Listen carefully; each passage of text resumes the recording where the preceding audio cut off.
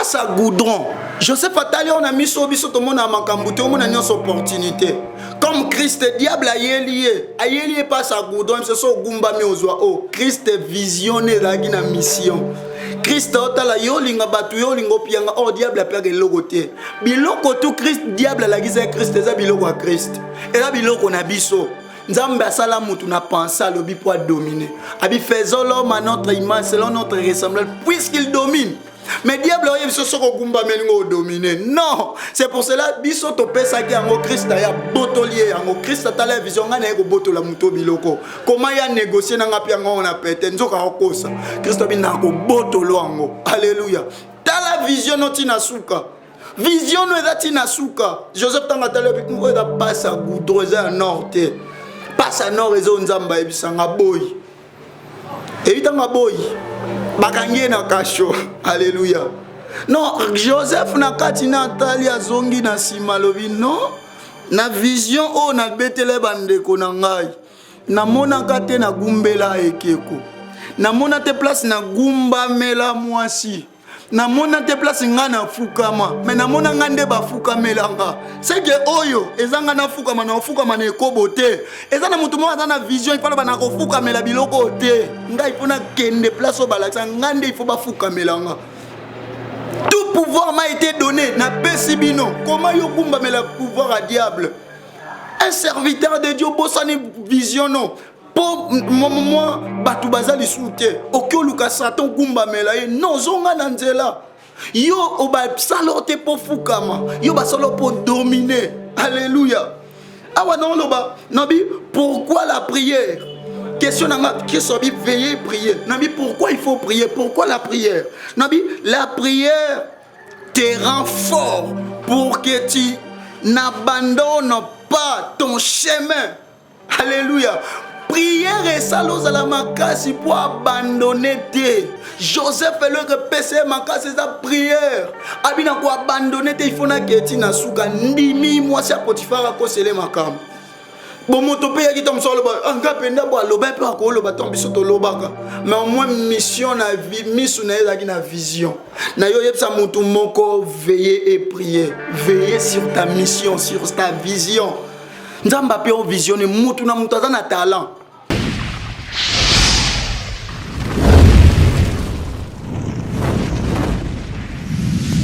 Bonjour, bonjour. Papa, maman, mon frère, ma soeur. Oui, tous en un moment, tous en notre mission pour moi vivre, c'est Christ. Il y a une intervention à Bisso sur notre thème Tubandaki Kolobela sur Matthieu chapitre 26, le verset 41. Notre thème est basé sur ça. La Bible dit, veillez et priez afin que vous ne tombez pas dans la tentation. Veillez et priez. Pourquoi dans un moment où dans un moment il faut te veiller. Ce qu'on tangi dans Matthieu chapitre 25, le verset 13. Christ a dit, veillez pour boyebi mokolote. Il dit, dans un temps où il faut te veiller. Dans un temps où il faut te lalater. Tango bato ba olala yo lalate. Mais na tourni les sous. Est-ce que veiller au bord de la biso c'est à pongi oh halobi non. Veillez to veiller au Christ lingala biso. Et ça au veiller sur vision à pesayo. Au veiller sur makambo nzamba lobano. Mais di makambo ebele zo komela biso te tozo simbango te pour te veiller te to prier nango te. Muto aza veiller a ko lâcher te. Muto aza veiller a otike le côté. Muto aza veiller ngo Christ a pied même lisese. Alobi nani oyo soka yebi muyibi akoya lelo. Nanda kune a ondima lala. Muyibi apese o rendez-vous alobi na oya. Olala. Un veiller au Christ lo banabiso exacto veiller pour calater. Christ azoya, Jésus revient bientôt. Tango aoya ko juger, aoya ko zoa, akozwa batu, ako juger batu. Bedi yo zala na raonin. Dede awa ton Christ sabaye koline veiller. azolinga la kisabango na olinga natikela bino charge na olinga natikela bino likamoko mais tala bo veiller bedi botala makambo nga na salaka Christ abanda osani abanda ko prier alléluia abanda ko guérir abanda ko sala tout abanda ko prêcher bedi bo veiller na makambo ya banda osala o veiller sur ta mission o veiller sur vision apesa yo pe o prier pour nango potango mo mekano ko ya yo ko ya te yo sala ka veiller na mission na yo na meki otuna pourquoi veiller nabi parce que Dieu veut te donner une responsabilité ozo veiller pourquoi pour nzambe a opeso responsabilité ton nzambe apesi yo vision ou apesi yo mission. C'est quoi la mission?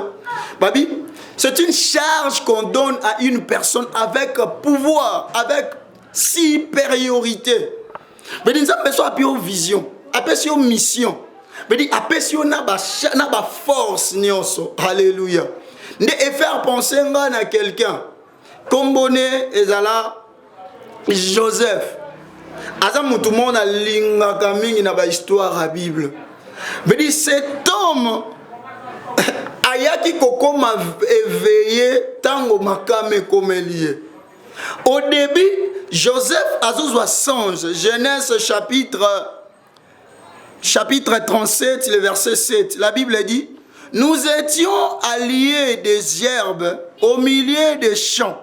Et voici ma gerbe se leva et se tint debout. Et vos gerbes l'entourèrent et se prosternaient devant elle.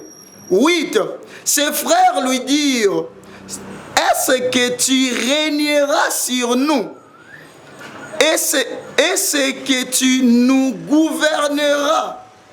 Et il les haïr encore davantage à cause de ces songes. Mais dit moto aza éveillé, moto a prié, makambo belé comme elle est difficile. Tu sais pourquoi? Joseph a une maturité. Alléluia. Elingio lo bate son nzamba la kisio likambu fo lo bakaka. Elingio lo bate mission Joseph Fraka abate kai.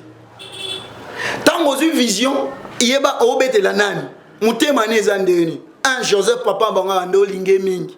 De makambo nyonso ye. So azolota lisu ndoto apiaka na faveur na ye. Faut ba kotelo haine. Faut ba ina yo. Bato ebele bazui ba poison eza po veiller te. Eza po maturité eza te. Yango ba poison koti yango makambo ebele komelie.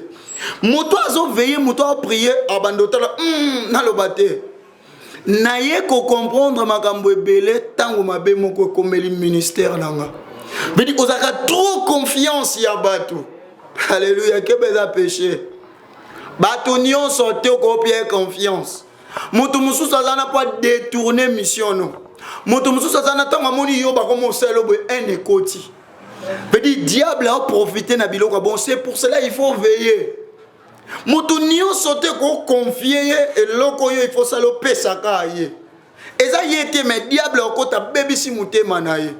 Joseph a veillé te. Joseph a loba biloba loba. Nzoka nde en ekote pa ba frère ne. Nde soko landi histoire à Joseph. Nde okomona ti le jour papa na rotinda ye. Ke nde otala bande kono nde baza na bolingo. Pedi yo kansalo kwa oliki ole olinga ka batu koleka nzambe non. Na Bible na mona nzamba tindi mutu. Alobi kende boma peuple wana. Mais ya kobi kuna sauver roi. Alléluia. Ya ngala kisaka leki nzambe. Nzambe ko linge koleka batu. Ko linga batu koleka nzambe te nzambe mutu asala batu. Mais nzamba tunsu nzamba ba oyo bosuka enka na mboti. Oyo ko betele makambo note. Pourquoi ozana veille? Joseph a comprendre non ndé na fanda na bande ko nga ba agisa ndenge ni. Mais hier a confiance na bango poka ba yayane mais ba bosa na papa linga ke mingi. Yazo yebelo ko anate. Ba papa pe na ndako il faut ça l'attention. Bo luke la bana na bino ba bitumbe belé po bo veillete. Papa oui, oza maman oui, oyebi ke moi nango non mone aza on dira aux ala nani mais protéger. Quand la tête sous affection te yo luko pesa ke ba travail. Ba passe à goudron. Joseph Attali on a mis sur biso tout le monde à makambuté, on a une opportunité. Comme Christ diable a lié passe à goudron, c'est ça gumba mi ozwa. Oh, Christ visionné la gina mission. Christ otala yo linga batu yo lingo pianga oh diable a perdu logoté. Biloko tout Christ diable la gisa Christ za biloko a Christ. Et là biloko na biso. Nzambe asala mutu na penser le bi pour dominer. Abi faisons l'homme à notre image selon notre ressemblance puisqu'il domine. Mais diable oye biso soko gumba melingo dominer. Non, c'est pour cela biso to pesa ki yango Christ ya botolier yango Christ atala vision ngana ko botola muto biloko. Comment ya négocier na ngapi yango on a pété nzoka okosa. Christ bi na ko botolo yango. Alléluia. Tala vision noti na suka. Vision no ezati na suka. Joseph tanga tala bi o da passe à goudron za norte. Passe à nord ezo nzamba ebisanga boy. Ebitanga boy. Bakangie na kasho. Alléluia. Non, Joseph na kati na tali azongi na simalobi non. Na vision o na betele bandeko na ngai. Na mona kate na gumbela ekeko. Na mona te place na gumba mela mwasi. Na mona te place nga na fukama. Mais na mona ngande ba fukamela nga. C'est que oyo ezanga na fukama na fukama na ekobote. Ezana mutu mo na vision il faut ba na ko fukamela biloko te. Nga il faut na kende place o balakisa ngande il faut ba fukamela nga. Tout pouvoir m'a été donné na pesibino. Comment yo gumba mela pouvoir à diable? Un serviteur de Dieu bosani vision non. Moi, batu bazali soute. Okyo luka satan gumba mela non zonga nanzela. Yo oba salote po fukama. Yo ba salo po dominer. Alléluia. Awa non loba. Nabi pourquoi la prière? Question nanga qui sobi veiller prier. Nabi pourquoi il faut prier? Pourquoi la prière? Nabi la prière te rend fort pour que tu n'abandonnes pas ton chemin. Alléluia. Prière et salos à la makasi pour abandonner te. Joseph est le repêché makasi sa prière. Abina ko abandonner te il faut na keti na suka ndimi moi si Potifar ko sele makam. Bon moto pe yaki tom solo ba anga penda bo loba pe ko loba tom biso to lobaka. Mais au moins mission na vie misu na ezaki na vision. Na yo yebsa moto moko veiller et prier. Veiller sur ta mission, sur ta vision. Nzamba pe o visionner mutu na mutu na talent. Tanga histoire wana na Matthieu 25. À partir du 14e verset, au monde ndeli patron pesi batunyo so batala, mais o bomba ki talent na ye. Ave na ngote ba botolier. Soko zo bomba ba botolo. Or moi ko tuna zata biloba le roi Joseph, po nzamba me mangata ba trahir ngani ni mais au moins na kokisa vision na ngape mission. Tala na lina bisayo na bi pri la prière et ça la qui est pour et puis so force pourquoi y a na vision yoka vision on nzamba pia Joseph. Pour Joseph il y a monaka ka bande koné mbagumbama nzokande Satan tala vision ezaka pona bande kwa Joseph te nzokande vision nzamba pia Joseph. Même monde entier nzale kokota muto zala na calcul yo longo la nzaleza Joseph nzamba tia makambo ko salama na monde entier muto fabikisa batu na momane eza yo kaka ndo bimisa Israël na boumbu eza yo kaka ndo ko bikisa libota na yo. Mais priez, veillez sur ta mission. Olemba kitele moko olemba te ozana droit continuer nzela. Oui, okweyaki, oui, bateka kiyo. Oui, nyos, comment yo ko tika la bateka nga? Tilelo. Non. Nabota na famille pauvre. Kobota na famille pauvre za lisumu te mais kokufa pauvre za péché.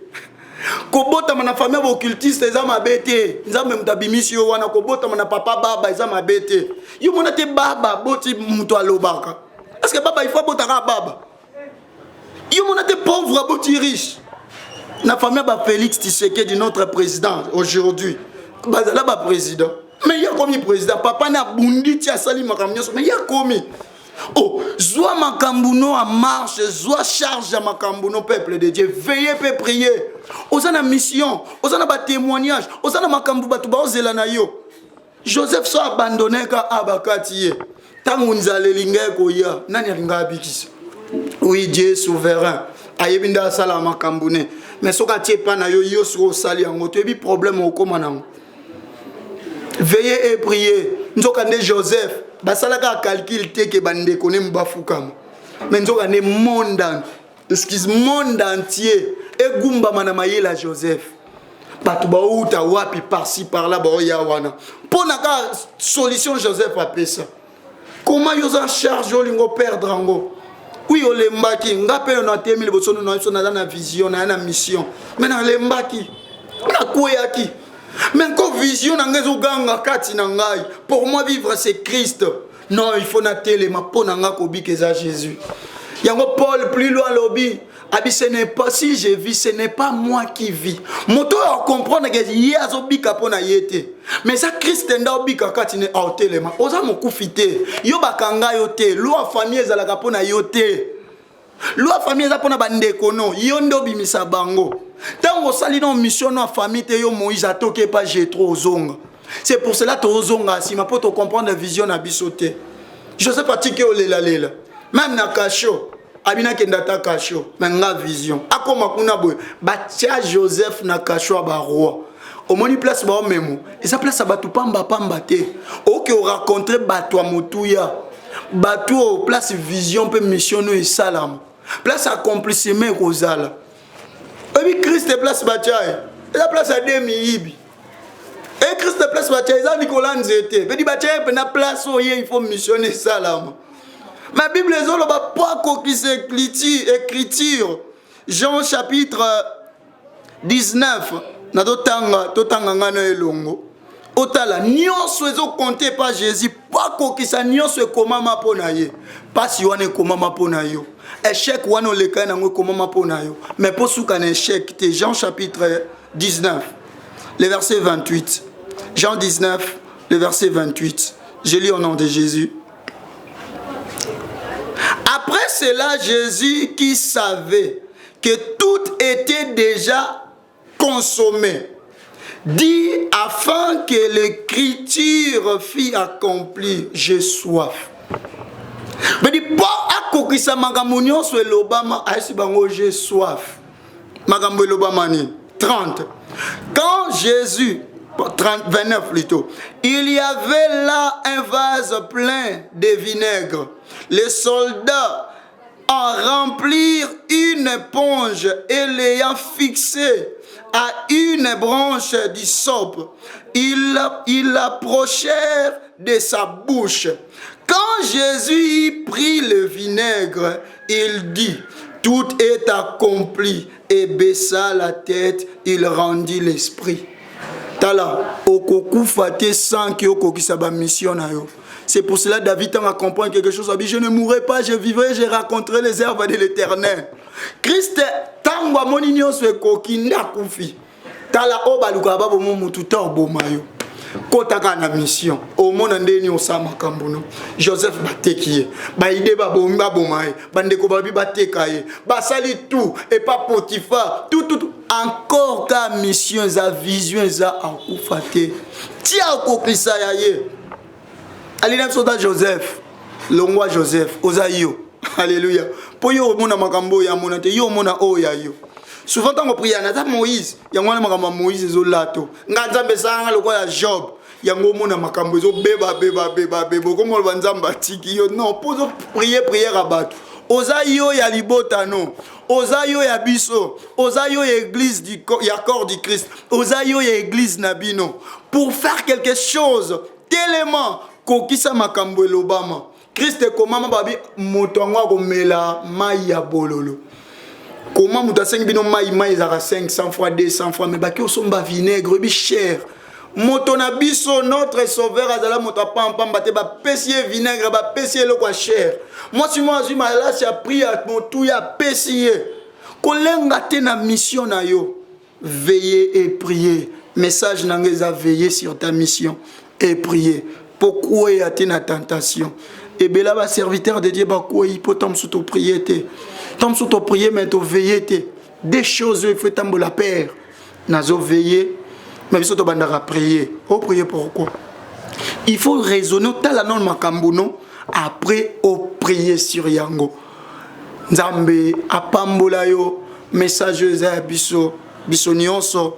Notre mission, c'est pour moi vivre, c'est Christ. o na monaki to partager ngai na yo papa mama yaya leki olembaki continue bateki yo batioli yo basali nyonso basalo wana mais po memoka na nkembo bamemi yo place okokweisa Goliath bamemi yo place okokweisa makambo ebele telema fortifie-toi prends courage dans le nom de Jésus. Je vais prier avec toi s'il vous plaît yo yoki message yo okangi miso esike zwami yo. Seigneur Dieu, tout qui mbela na yo. Souvent tozaki be conscient, yango to perdra qui. Biso badan to eba ki valeur au salaire bisoté. Seigneur Dieu, mais cette fois-ci te comprendre à cause de la croix, tu nous as redonné encore la force. Seigneur, conduis-nous. Seigneur, to koyate, toute la mission peut toute la vision na biso.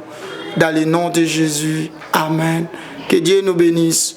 Solingo benga biso plus 243 89 44 67 927 même WhatsApp et abiso les bergers au bête visila moko église la maison du potier naza mwana église la maison du potier na matete na quartier Baumbu numéro 12 13. Que Dieu nous bénisse.